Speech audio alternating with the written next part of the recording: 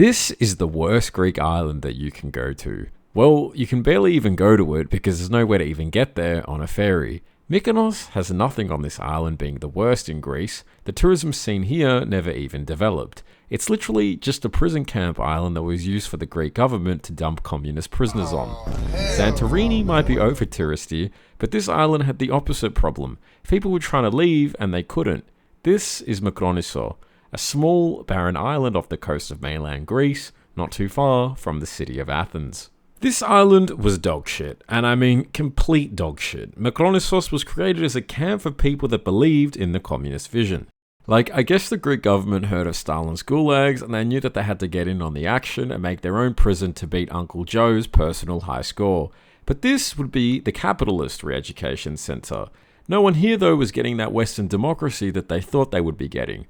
Oh no, this camp was something else entirely. The camp first opened in 1947, and pretty much from the get-go, it sucked, as you can imagine. The prisoners there were divided into three groups. The first group being prisoners who didn't confess to denouncing communism, or the new arrivals, basically. To get out of the first group, prisoners just had to swear loyalty to the king and denounce communism. Basically, if you said you loved capitalism or were a big McDonald's fan, you'd level up to the 2nd or even 3rd Battalion. The 2nd and 3rd Battalion were then used as like these psychopathic squads that would brutalize the first group and try to get them to confess and say that communism was bad. Imagine this, you're Stavro, you're in this cell for a week, you're communist because you've been poor all your life, and you come from a village in the mountains where all your worldly possessions are your farm animals that have been killed and eaten by Greek government soldiers during this civil war that's been going on for the last few years.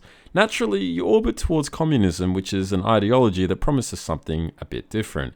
A bit of hope, let's say. And you've never had McDonald's, so you don't trust it. And you don't want to praise the king because you've never even seen a photo of him in your life. And you're sitting by yourself in this cell, and then Andrea comes in and says you need to denounce communism or you're going to stay isolated in that cell for weeks on end. So do you say you like the king that's never done anything for you? Do you say you like the new American burger that's going to replace your usual lunch? No, you tell Andrea to fuck off, and then you sit in silence while you smell McDonald's and listen to loudspeakers for weeks on end without human contact. Now, these loudspeakers are very important, because testimonies from prisoners that endured Makronisos have discussed this part of the camp in great detail. Prisoners were forced to listen to patriotic songs blaring from these loudspeakers from morning till night. You couldn't escape them. If you thought that your cousin coming over for dinner and listening to Tekashi 6ix9ine for a few hours was bad, imagine having to listen to patriotic songs for 12 hours a day without any reprieve. A survivor said he literally couldn't listen to the clarinet anymore because of how much they played the instrument while he was a prisoner. Definitely something that the US would never do in this century. But anyway, I digress. Let's look at other conditions at this camp. The bottom line was that if you said that communism was bad and you signed a declaration against it, you'd more than likely be released after being thrown in the 2nd and 3rd groups for a period of time.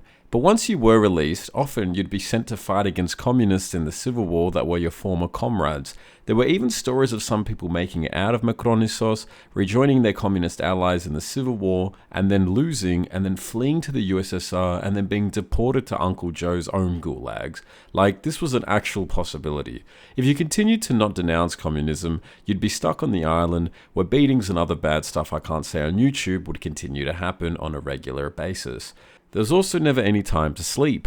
Between loudspeakers blaring constantly and guards barging in at all hours, shouting and shining lights in your face, making sure you stayed drained, anxious and broken, every day was designed to make you question whether surviving was even worth it. And then there was the propaganda theatre. Prisoners who finally cracked and signed loyalty oaths were paraded around the camp like trophies. Look everyone, capitalism wins. Meanwhile, the holdouts had to watch. Resist too long? Beatings, starvation, and other things, isolation, until your body and mind started to give out. The whole system wasn't just about locking people up. It was about grinding them down, breaking their will, and making them doubt who they even were. Inmates on Makronisos spent their days doing the ultimate pointless group project of hauling rocks from one side of the island to the other, and then back again. There was no purpose and there was no end goal, just busy work straight out of some sadistic PE teacher's imagination.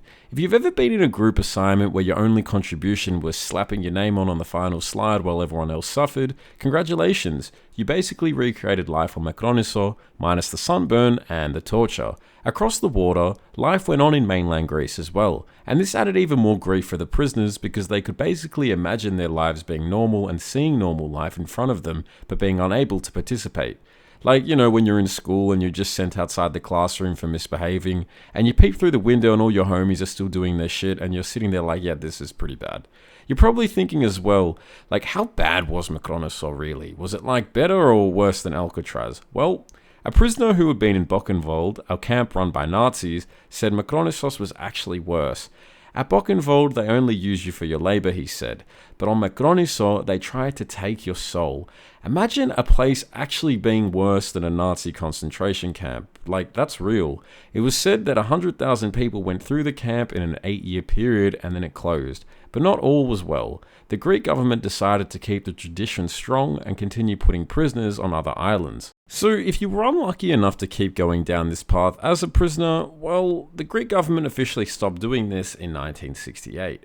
That's right. When Hey Jude was being released, people were still suffering in another prison island called Giaros, which is like 2 islands away from Mykonos, man. And this was only after heavy protests from journalists from other countries like Germany flew over this island and had to take photos to prove that it was actually still being used as a prison.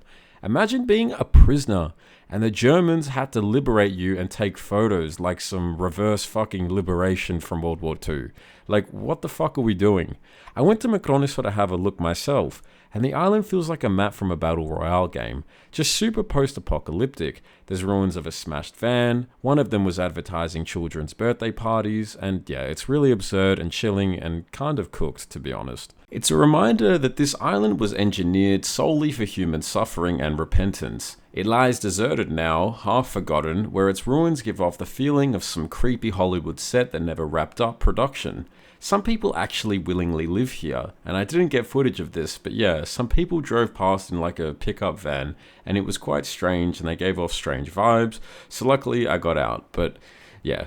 There's no natives to the island, so I guess they decided to move intentionally to live in a former prison camp island, so yeah, good for them, I guess, whatever. There's a reason Makronisos is called the Isle of Shame, and the creepiest part is that it's practically within swimming distance of mainland Greece, sitting in the same island chain as Greece's most famous holiday islands. This is the worst Greek island that you can physically go to, because Giaros, the other prison camp island, has been considered off limits and is patrolled by the Hellenic Coast Guard to this day. It's a reminder of arguably Greece's most tragic internal conflict and shame, which has quietly been swept under the rug and continues to be a dark secret amongst even parts of the population today in 2025. I don't really recommend going unless you like eerie, creepy vibes and the constant feeling you're about to be drafted into a 1940s civil war. I hope you enjoyed the content and don't forget to subscribe.